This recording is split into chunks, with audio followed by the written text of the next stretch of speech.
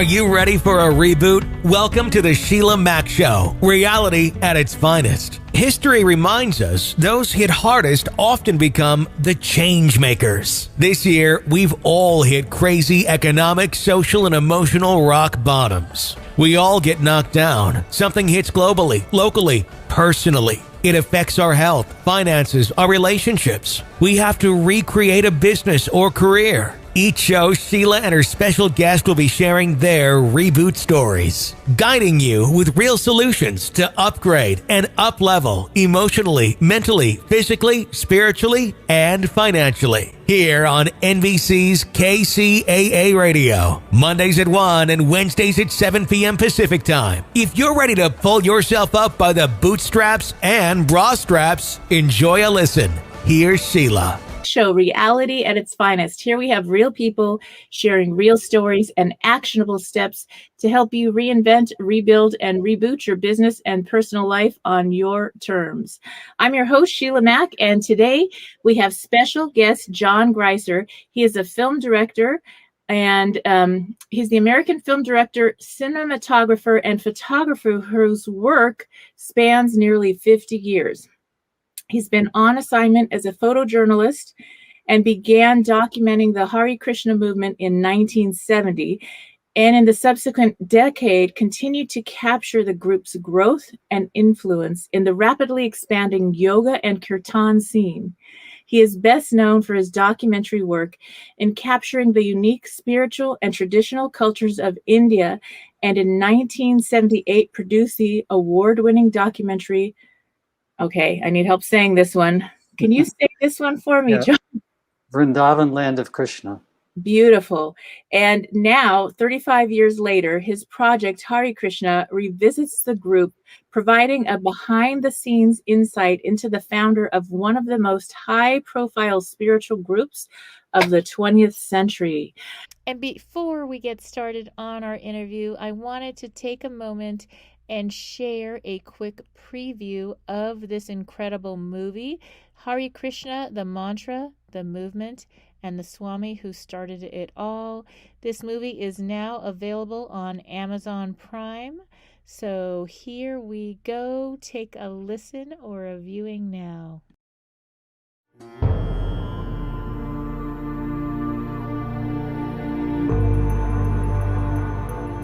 My spiritual master, he is calling.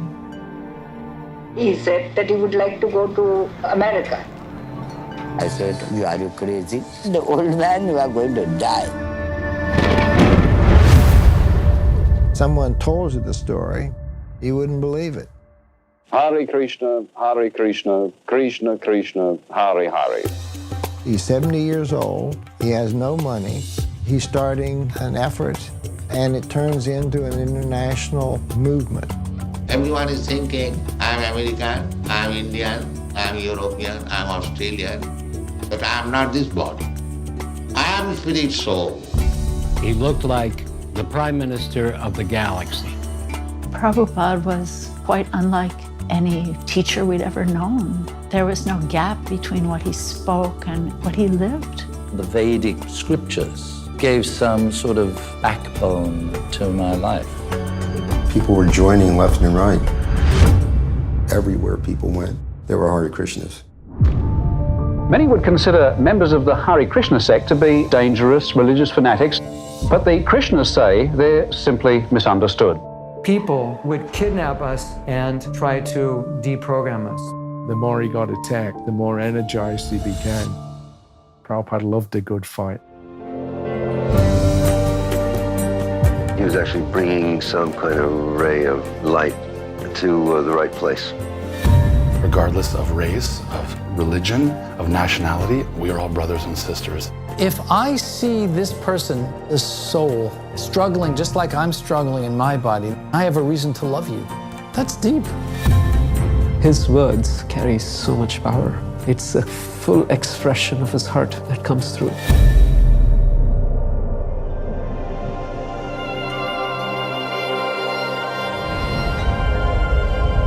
The perfection of this life is to understand oneself.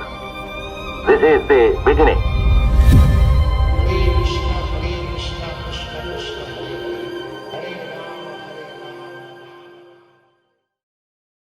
All right, welcome to the show, John. Thank you, Sheila.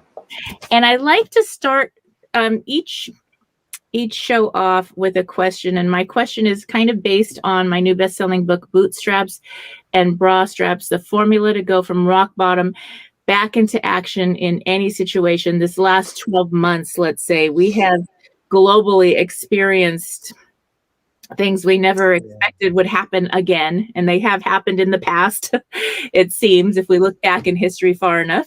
So do you have a story maybe in your business or personal life where you had to overcome a tough situation and tips on how you got back on track? Yeah, well, I was fortunate enough to meet Prabhupada, the founder of the movement, back in 1970 in India, and his philosophy really rang true for me. And basically, we're of this world, but also we're apart from the world.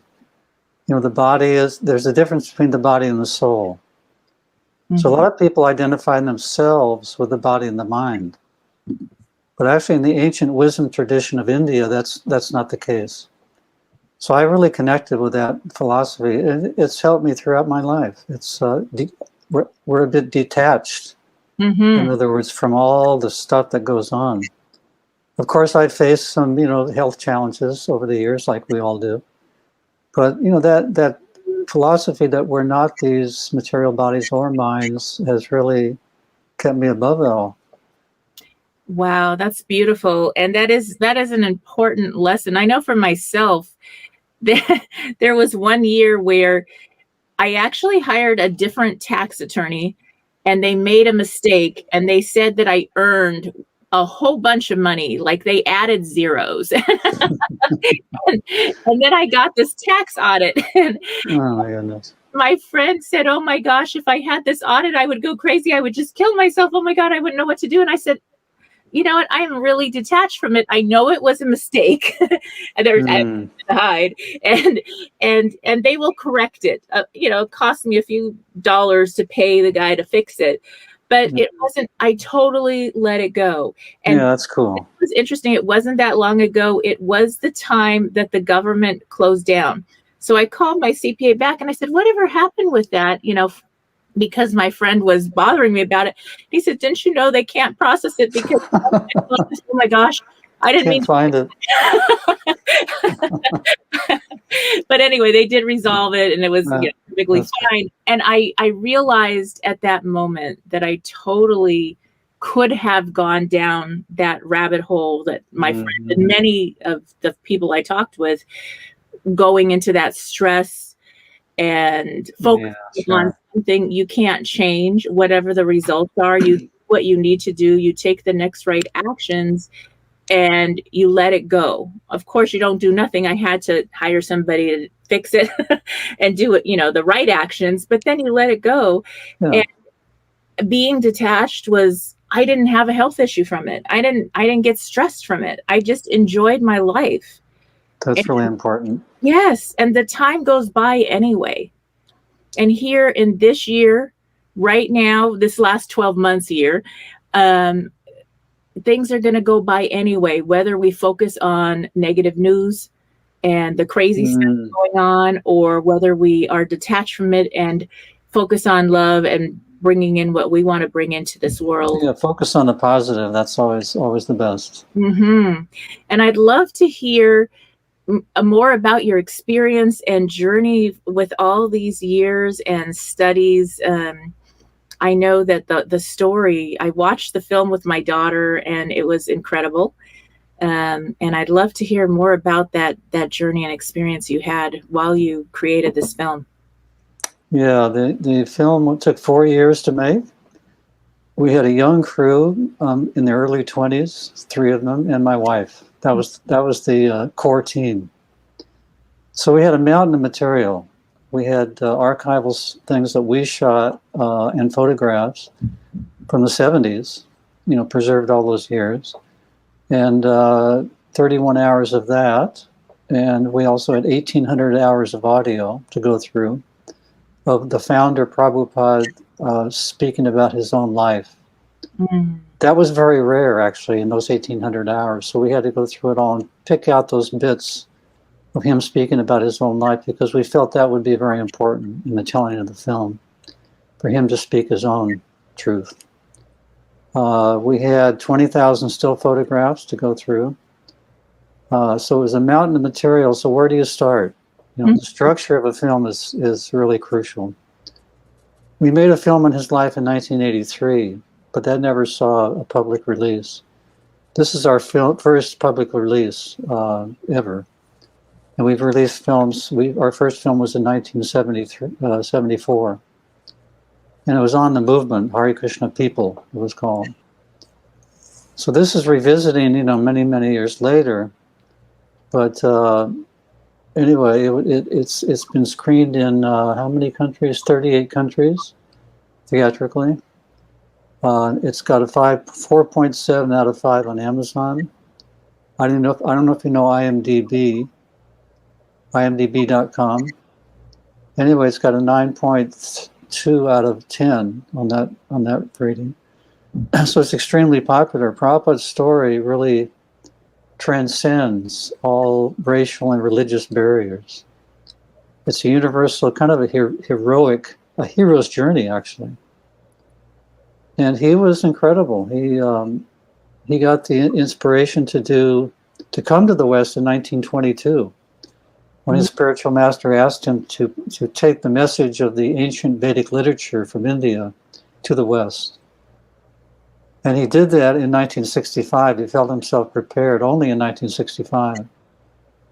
He had no money. He had, I think, 40 rupees on the boat, and there was not even an exchange rate at that time for rupees. So basically, he had nothing. And he had one contact in America. He went there, but his real calling was to go to New York City and try to connect with people, the hippies, basically, people who were searching at that time. That was a big revolutionary period, the 60s. So he did that, went from office to office, this place, that place to stay. And he had his books. He sold his books. That's the way he made his money. But he found a few followers, and that was the start of the movement, 1965. That takes an incredible amount of faith and a mission, a guided mission to, that's right, in both respects, in his respect, and then for you and your wife, and to spend years and go on this mission to write the films and share about this. So, well, his story is so enlivening and inspiring. There was a 70-year-old lady in Dallas who saw the film. My wife and I toured theatrically with the film, and to different theaters around the country and around the world. The one lady in was it Dallas? Houston, actually. After the film, she said, I'm 70 years old. I've given up my dream in life, but after seeing what the Swami did at age 70, I'm going to take it up again. So he came here when he was 70. He turned 70 on the freighter crossing the Atlantic.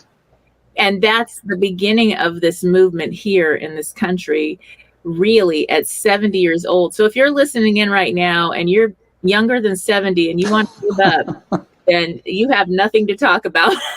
You still got time. Yep. Yes, so that's good. And during those years, I mean, that was after, let's see, they had already finished, the pandemic was over. 65. Oh, 65. So, okay. So yeah. he thought about it in 1922, and it took him that many years to actually come over. Yeah, he had a family. He did his duty to raise his family and several children, and they were well situated when he left. So, he was very responsible and dutiful. But his guru in 1922 gave him he requested him to go to the West and spread the teachings of ancient India in the West.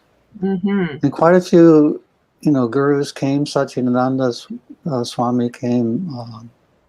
Quite a few Indian teachers came at that time also. So a lot of people were searching. And today a lot of people are searching. It's kind of a similar revolutionary time. And I mean, it was very different. Even in the 60s, it was different than it is now. Yeah. As far as open-mindedness. And I mean, I can go do kirtan anywhere. Unfortunately, with the lockdowns, not as much. But before all this, it was something my daughter and I, my son and I, we would go to sing and do the kirtans and go to the festivals, the bhakti festivals and all this now, and enjoy that and do some yoga and meditation. And it's just been a part of our life here for me raising my kids in this time because of all these people in the past that have set the road for that's right. Yes. Yes. And it's just such an experience. And also I got to go to India before all the lockdowns. I think this was 2014 or 13 that I went the first time. And I went and stayed with monks for a few weeks and learned meditation. And it was beautiful. That was new for me. And meditation was a new thing. And I had been rear-ended on the freeway, I guess in Hollywood. Somebody was on their cell phone. And so I literally got a note from my doctor. I was really stiff. And I said, give me a note, please, because I don't want to sit and meditate for long. Tell them I have to get up every hour. So it was me getting out of it. And I loved it and I enjoyed it. And I actually meditate in the morning and at night now. And it's something that I've brought into my life that actually brings more, it gives me a lot of answers. And it does, yeah. Yes. And so, but it took a while. It took a few years. It wasn't like automatic. It wasn't those two. It was the 2 weeks in India and then a gradual practice that became part of my life. If that makes sense. So it's a gradual process. It takes time. It's very foreign. I mean, when I first read some of the philosophy from India, I could not connect at all. But so it's a gradual learning process and absorb the knowledge, and meditation can work wonders. Prabhupada taught Bhakti Yoga, which is the yoga of devotion. And we also practice Hatha Yoga, many of us. But it's the change of heart that's really the essence of Bhakti Yoga. It's the yoga of love, actually. Connecting with the divine, connecting with a higher power. And there is so many studies and people that I've talked to that maybe they had something going on physically, let's just say, whatever it was. And the doctors didn't really have an answer, or maybe they did, but it was a ton of medicine. And they started doing kirtan and just singing and chanting at first. They couldn't even do yoga. And then they started yoga over time, and they switched their diet, and over time, they never had the health issue went away. Yeah. This ancient practice. And so a lot of people were attracted to the healing of yoga and of this whole, and the studies and the movement, I think, as well. Did you see that over the years at all, or what was your experience? Yeah, well, Prabhupada taught the chanting of the Maha Mantra. Maha means the great. Mantra means connecting, to connect. So connect our minds and our spirits to the divine, to Krishna. And the Maha Mantra does that. It's a sound vibration. If we want to actually change our lives, we should change the sound vibration, the things we listen to. And that will make a huge difference. They've done studies with the mantra playing to plants, and also there's shapes in water that different sound vibrations produce, and it's incredible what the Maha Mantra does. It's plants flourish with it, and we also flourish if we put ourselves in touch with that particular sound vibration. So sound is crucial. Prabhupada gave the example, if you want to wake up a sleeping man, you do it by sound. If if you're say locked out of the room, how do you wake them up? You do it by sound.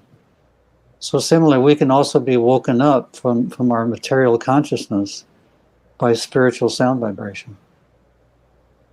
Yes, yes. And I think there's so much, it's very healing. It's so when you think about the environment. And speaking about having fun in life and celebrating every moment, I have found a way to bring natural, holistic cleaning supplies to my home, which makes me much happier.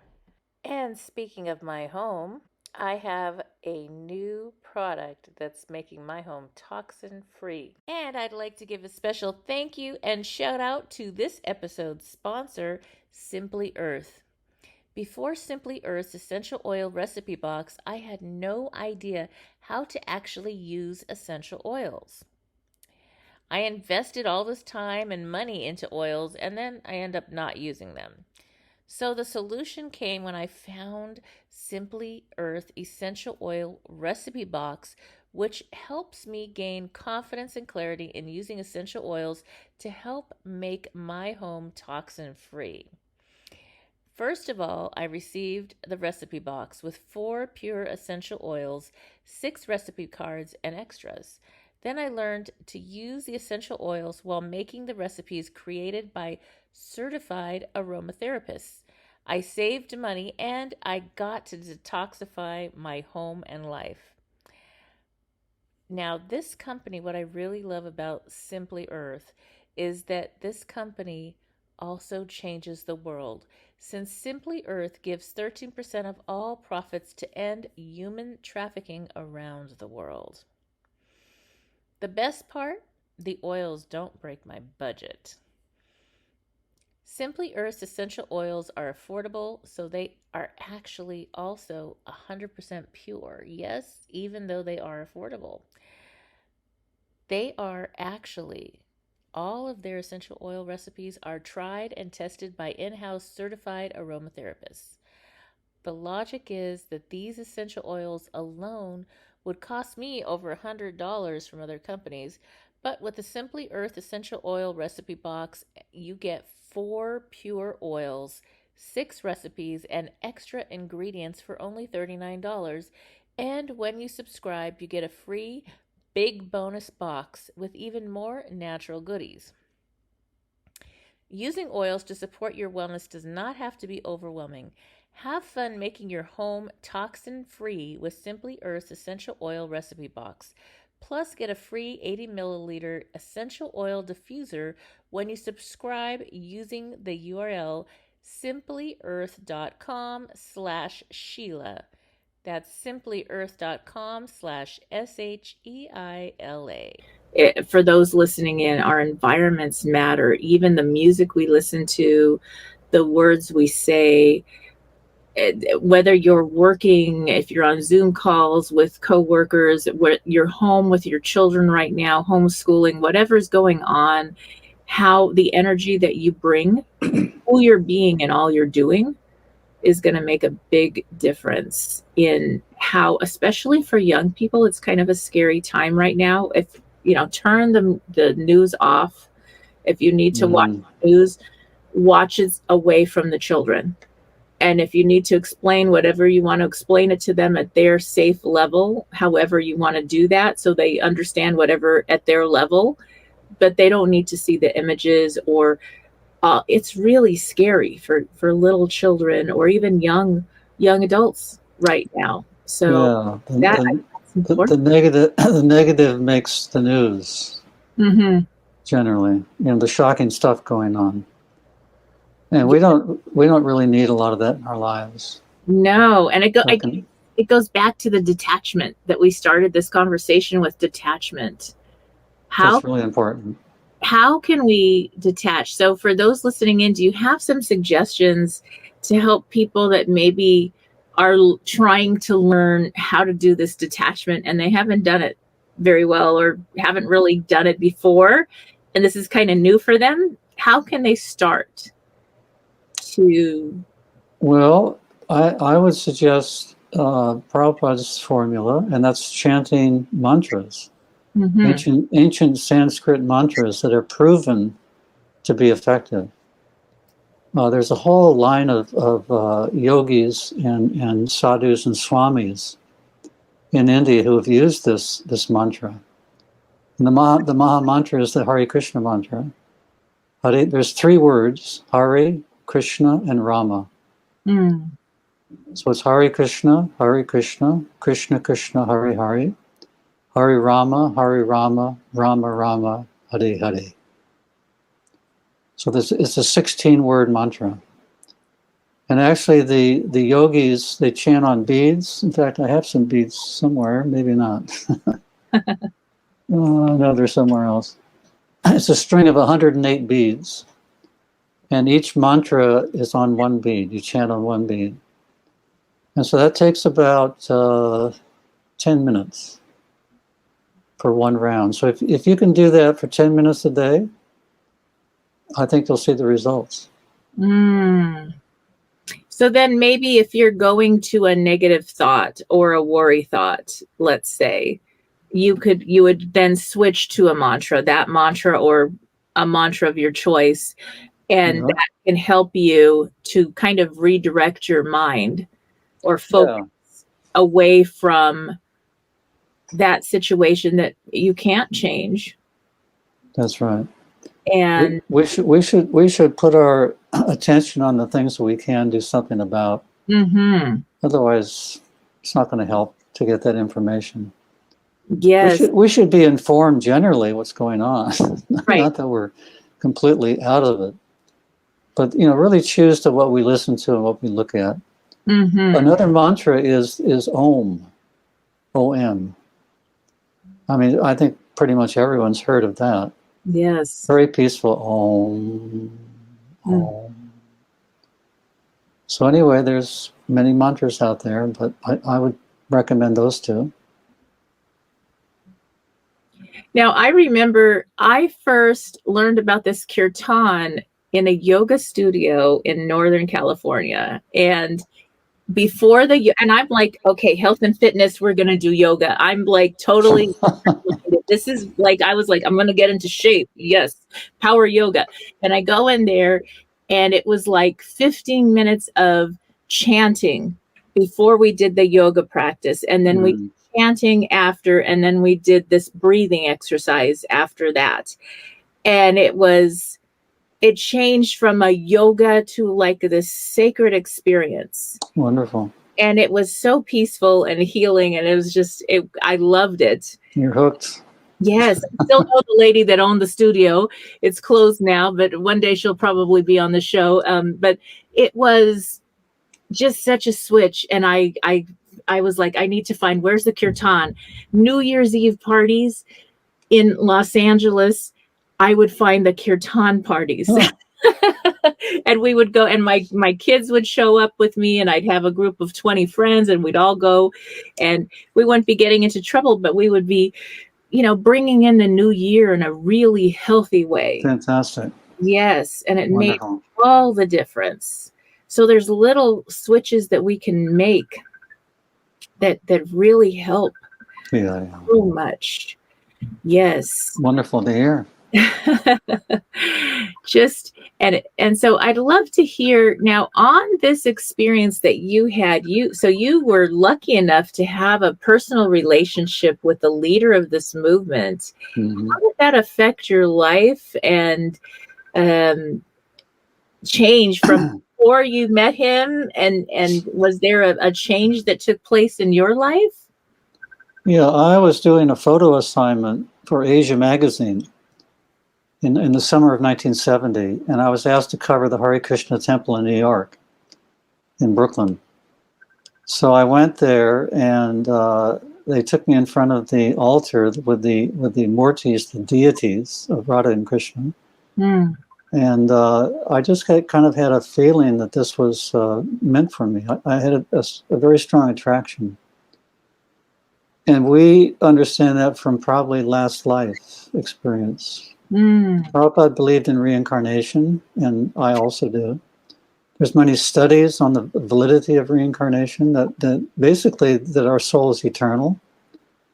And after this life, we get another body. It goes on. So I was attracted initially, and I had to do a master's thesis in photography. So I told my professors I'd like to go to India to meet Prabhupada. Wow. And do a story on the Hare Krishna movement. So I did that. I didn't come back for 2.5 years. So Prabhupada basically turned my life upside down in terms of lifestyle and understanding of, you know, who we are, what we're here for, and what we're meant to be doing in our life. So it was a big change. But my wife's story is even more dramatic. Mm-hmm. She came 2 months after I came to India, and I was really attracted to Hare Krishna movement and to Prabhupada. She was an atheist. She was the writer on that first article. She was my girlfriend at the time. So we both stayed in the temple and did the article, but she was, she didn't like the experience so much. It was interesting for her, but she was not attracted at all. So when she came to India, she was kind of thinking, let me get him back. Mm-hmm. And I was thinking, let's get into this. This is, this is far out. So anyway, she came and we stayed 2.5 years. We were married in Vrindavan. That was the film that we did, that name of a town, Land of Krishna. And we stayed 2.5 years, came back to the States and did the first film on the movement, Hare Krishna people. So basically everything was, and she, from atheism, she went to theism. She's got an incredible book out on her conversion. Wow. I wouldn't say conversion. I would say her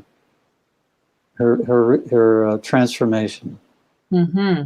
Conversion doesn't have good connotations, but she was transformed. But the book it's on Amazon. 5 years, 11 months, and a lifetime of unexpected love. Oh, that's so beautiful. Wow. And I'm wondering, so you were kind of young, college age maybe, when you went to India? 26. So what did your parents say about this? Were they for it, or where were they at with this idea? They were very, concerned. What's going on? So my dad came to India during that time to visit us. He was a very liberal person, so he really appreciated it in the long run. That's great. He was a university professor in American history. Wow. So he met Prabhupada. That was interesting.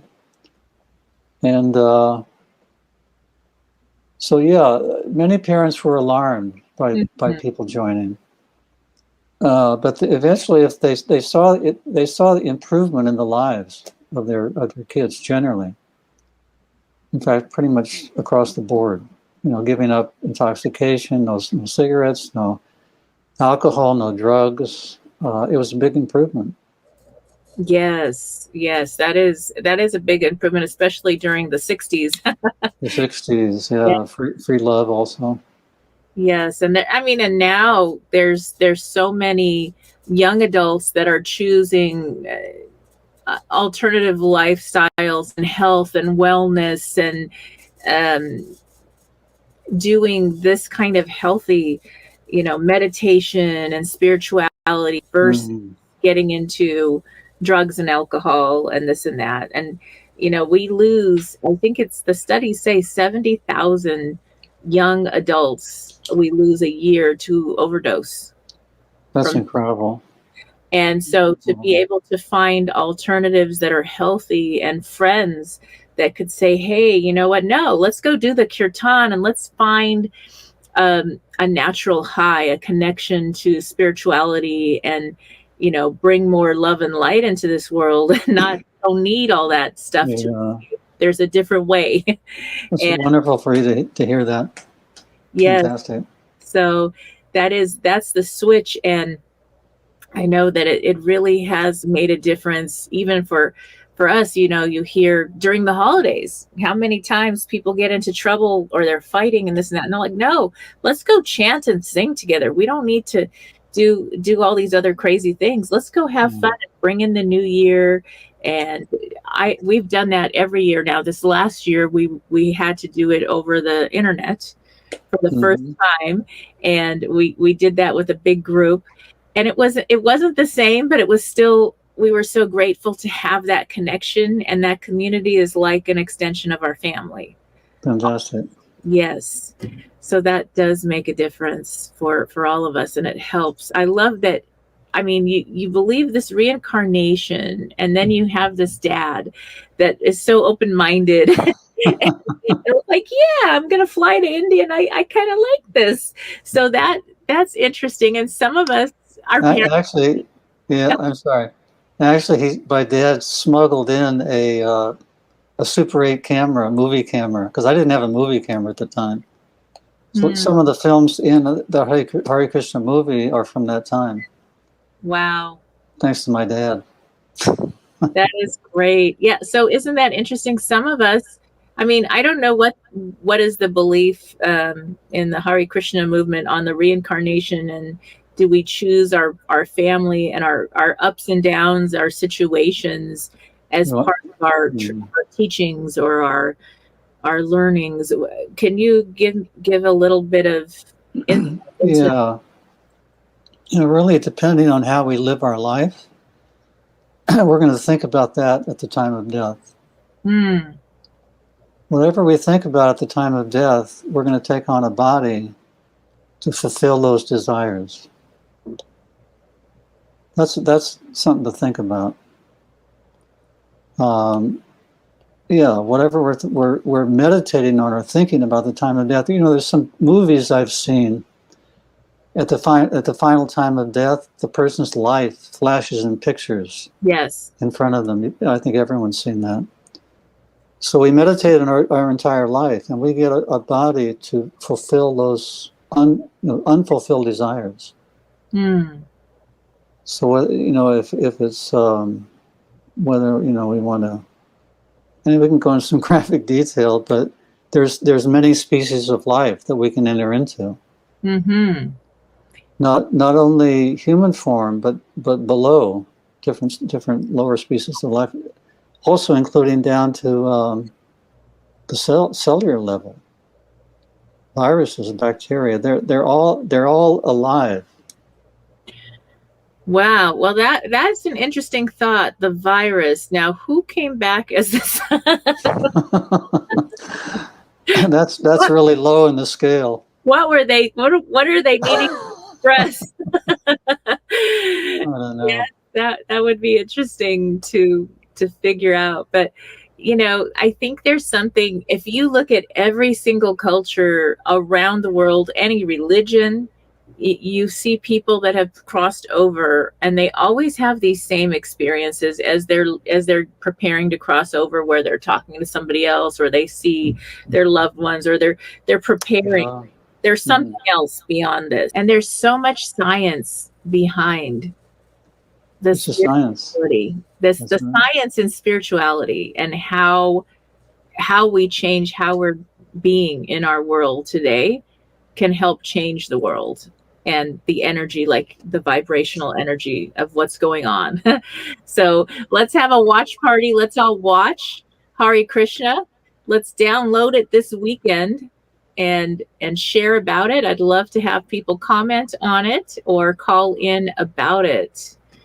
All right. Thank you again for being a guest on the show, John. Thank you, Sheila. It was great. Wonderful. Right. Thank you. Stay Take tuned. care. We'll be back soon. Bye-bye. Bye. I'd love to share with you a brief meditation.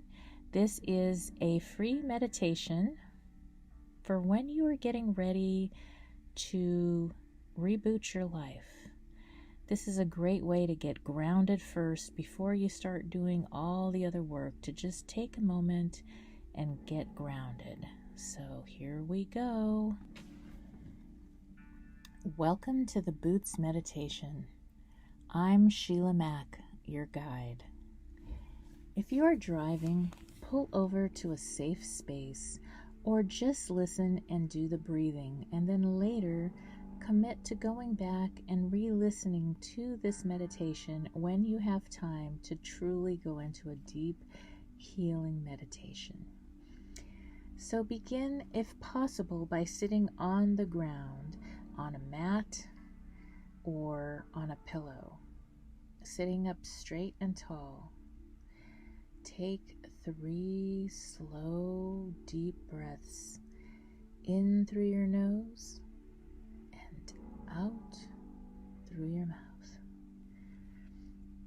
Again, slowly breathing in through your nose, breathing out through your mouth.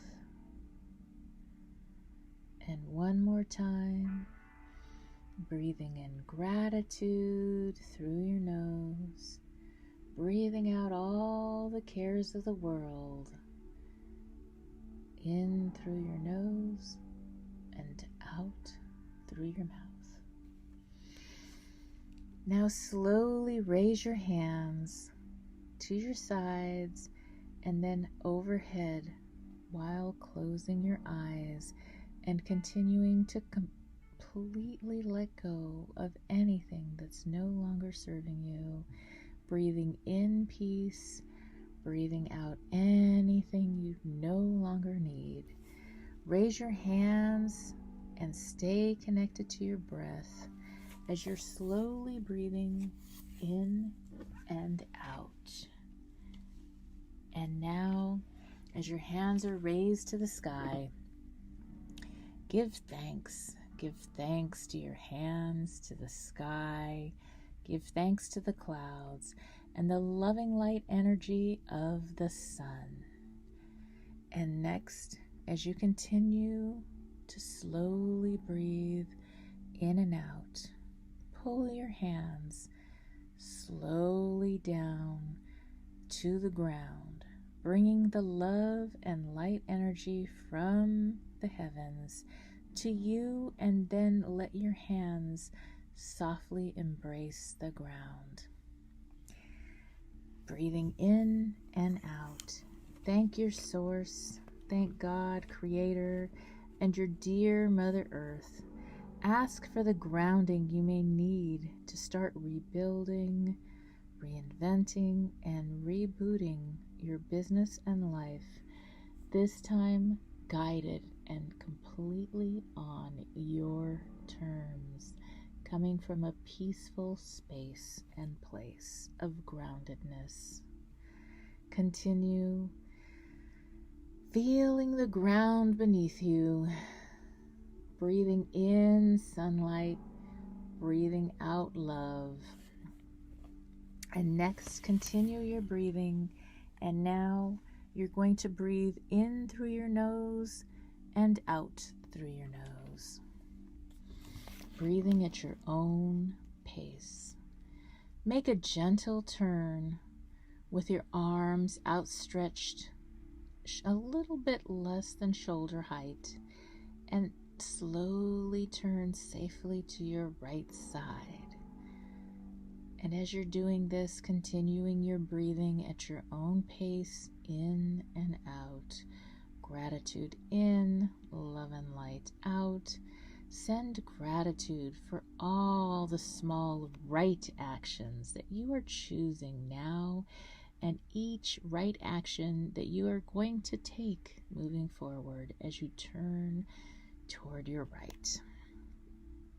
Continue your breath work and slowly turn now toward the right rear of the room or outdoors where you're seated, holding space and gratitude, breathing in and out. Space and gratitude are being held for what has transpired behind you. Give thanks for the past, for the times you've learned, the lessons you've learned, the times you've listened, and the times you've made it victoriously toward the beautiful present now. Continue your breath work in gratitude, returning slowly to the front-facing position And then let your hands peacefully be planted back down on the earth. Again, slowly taking a deep breath in and out. Breathing in love, breathing out light. Taking in even more gratitude and releasing out any person, any place, or anything which is not aligned with your current life purpose. Breathing out anything that's not aligned with your current mission. Breathing in love and light, and breathing out anything that no longer serves you. Continue your breathing and slowly raise your arms to your sides, straight out, slightly lower than your shoulder height, and then slowly turn toward your left. Send gratitude to all your loved ones, your family, your friends, people in the community that have helped bring you beautiful things. Think about even the clothes on your back or the food on your table and all the people involved in making that happen. Give gratitude to those people you've never met that have now put so much love and light in your life. Send gratitude also, maybe even to those past bullies or enemies that have now left your life. Thank them for being a part of your life's journey, breathing in love, breathing out life and light, breathing in love and light, and breathing out gratitude. Now, as you are still facing towards your left side, thank those people for being a part of your life's journey and giving you such incredible strength. Breathing in love, breathing out gratitude. Stay turned toward your left and listen to your breath. Be thankful for your breath. This year especially, thankful, sending out prayers and healing blessings to all that may be struggling with breath right now. Be in gratitude for your breath. And now, as you're still turned toward your left, remember that the left is your heart space. Your heart space is on the left of your body. So give thanks for your heart space, for your heart that breathes and gives love and light and receives love and light energy every day. Now as you continue your breath, breathing in love and light, breathing out gratitude, turn toward the left rear of the room or outdoors where you are seated. A gentle turn while you're continuing to breathe in love and light and breathe out gratitude.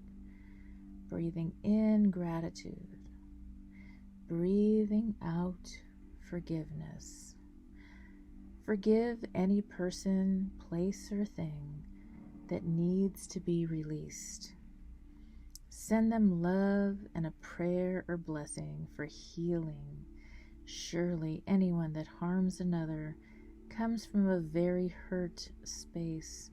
Set them free as you set yourself free, opening up your left heart center to the present, to the gifts of the present.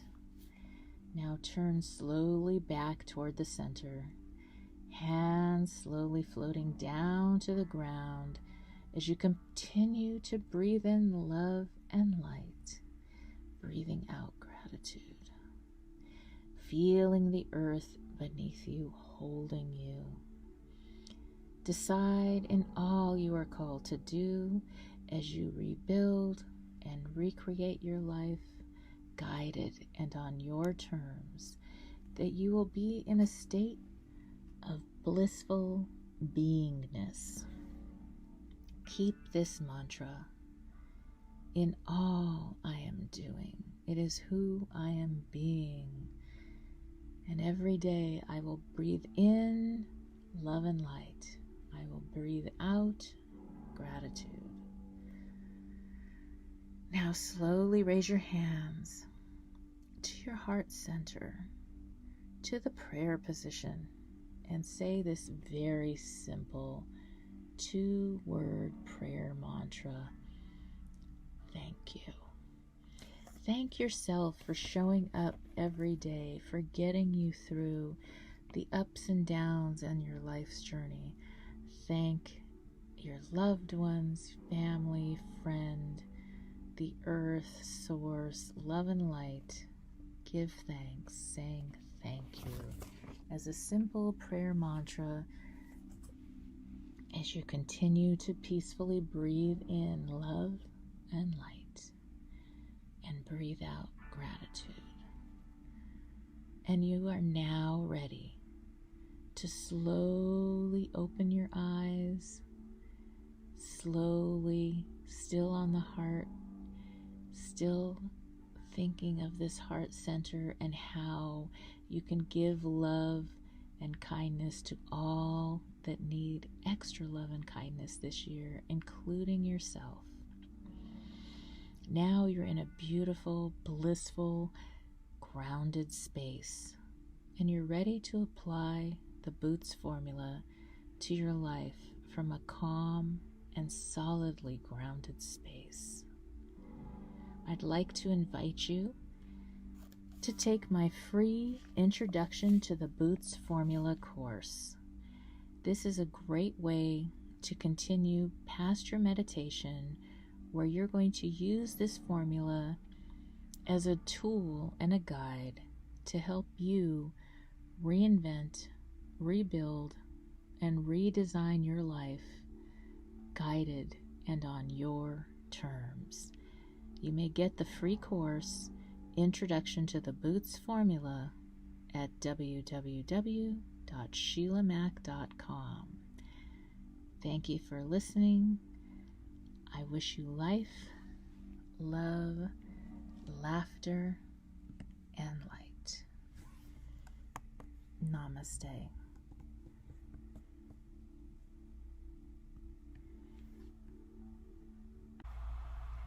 And now I have some homework for you. I would love for you to grab a copy of my new best-selling book, Bootstraps and Bra Straps, the formula to go from rock bottom back into action in any situation. It is now available on Audible as well as on Amazon and Kindle and at www.sheilamac.com. I will be donating a book or course. If you look online, you'll see the courses I offer as well, to women's shelters across the United States and Canada whenever a course or book is purchased. So check it out, and I look forward to sharing more with you next time. As always, I wish you life, love, laughter, and light. This is Sheila Mac. Thank you again for tuning in, and I have some homework for you. So go and get your copy of the new Bootstraps and Bra Straps, the formula to go from rock bottom back into action in any situation. It is now on Amazon, Audible, Kindle, and all major bookstores. And get ready to tune in daily as I share the Business Leader Reboot. So that is starting a business, side business, or extra income. I don't care if you're starting from zero, rebooting, starting over completely. We are going to go through the steps over this year slowly together to rebuild, reboot, and reinvent your business and personal life, or your career and personal life on your terms. And I will also be sharing about investing in properties and how to get some passive income going this year as well, so stay tuned. If you are just tuning in, this is NBC Sheila Mac Show here on KCAA Radio, the station that leaves no listener behind. I'm your host, Sheila Mac, and I have a special free gift announcement for you.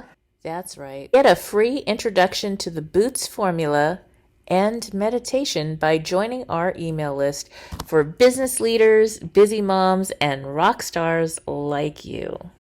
To get your free gift, just go to www.sheilamac.com/free gift. That's right, sheilamac.com/free gift. If you are just tuning in, this is NBC's Sheila Mac Show here on KCAA Radio, the station that leaves no listener behind. I'm your host, Sheila Mac, and today I'd like to share a little bit more about the Tea Club. Tahibo Tea Club's original Pure Pau Arco Super Tea helps build the red corpuscles in the blood, which carry oxygen to our organs and cells. Our organs and cells need oxygen to regenerate themselves. The immune system needs oxygen to develop, and cancer dies in oxygen. So the tea is great for healthy people, and it can truly be miraculous for someone fighting a potentially life-threatening disease due to an infection, diabetes, or cancer. A 1-pound package of tea is $49.95 plus shipping. To order, please visit lovemysupertea.com. That's love, L-O-V-E, my, M-Y, super, S-U-P-E-R-T-T-E-A.com. So the complete website is lovemysupertea.com. Or call us at 818-288-4128, Monday through Saturday, 9 to 5 California time. That's lovemysupertea.com at 818-288-4128.